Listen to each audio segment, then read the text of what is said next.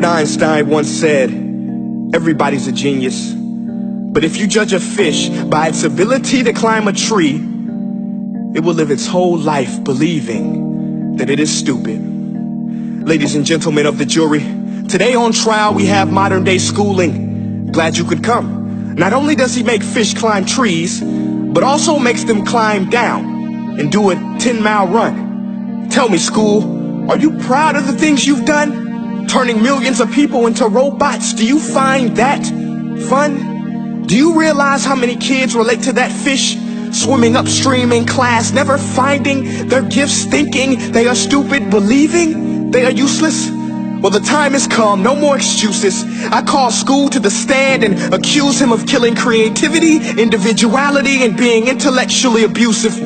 He's an ancient institution that has outlived his usage. So, Your Honor, this concludes my opening statement, and if I may present the evidence of my case, I will prove it. Proceed. Exhibit A. Here's a modern day phone. Recognize it? Here's a phone from 150 years ago. Big difference, right? Stay with me. Here's a car from today, and here's a car from 150 years ago. Big difference, right? Well, get this. Here's a classroom of today, and here's a class we used 150 years ago. Now ain't that a shame? In literally more than a century, nothing has changed. Yet you claim to prepare students for the future? But with evidence like that, I must ask, do you prepare students for the future or the past? I did a background check on you and let the record show that you were made to train people to work in factories, which explains why you put students in straight rows, nice and neat, tell them sit still, raise your hand if you want to speak, give them a short break to eat, and for 8 hours a day tell them what to think. Oh, and make them compete to get an A letter which determines product quality, hence grade A of meat. I get it. Back then, times were different. We all have a past. I myself am no Gandhi. But today, we don't need to make robot zombies. The world has progressed. And now we need people who think creatively, innovatively, critically, independently, with the ability to connect. See, every scientist will tell you that no two brains are the same. And every parent with 2 or more children will confirm that claim.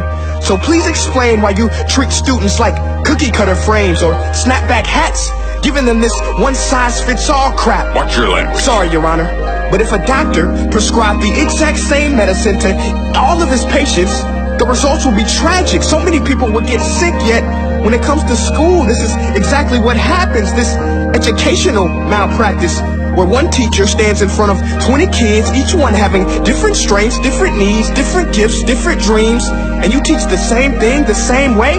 That's horrific. Ladies and gentlemen, the defendant should not be acquitted. This may be one of the worst criminal offenses ever to be committed. And let's mention the way you treat your employees. Objection. Overruled. I want to hear this. It's a shame. I mean, teachers have the most important job on the planet, yet they're underpaid?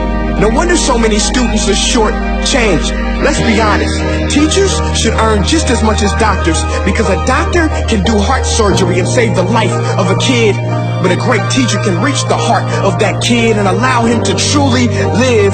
See, teachers are heroes that often get blamed, but they're not the problem. They work in a system without many options or rights. Curriculums are created by policymakers, most of which have never taught a day in their life. Just obsessed with standardized tests. They think bubbling in a multiple choice question will determine success. That's outlandish. In fact, these tests are too cruel to be used and should be abandoned, but don't take my word for it. Take Frederick J. Kelly, the man who invented standardized testing, who said, and I quote, "These tests are too cruel to be used and should be abandoned." Ladies and gentlemen of the jury, if we continue down this road, the results will be lethal. I don't have much faith in school, but I do have faith in people. And if we can customize healthcare, cars, and Facebook pages, then it is our duty to do the same for education, to upgrade it, change it, do away with school spirit, because that's useless. Unless we're working to bring the spirit out of each and every student, give every gift an equal chance. I know this sounds like a dream, but countries like Finland are doing impressive things. They have shorter school days, teachers make a decent wage, homework is non-existent, and they focus on collaboration instead of competition. But here's the kicker, boys and girls, their educational system outperforms every other country in the world. Other places like Singapore are succeeding rapidly. Schools like Montessori, programs like Khan Academy, there is no single solution. But let's get moving, because while students may be 20% of our population, they are 100% of our future. So let's attend to their dreams, and there's no telling what we can achieve. This is a world in which I believe, a world where fish are no longer forced to climb trees. I'll rest my case.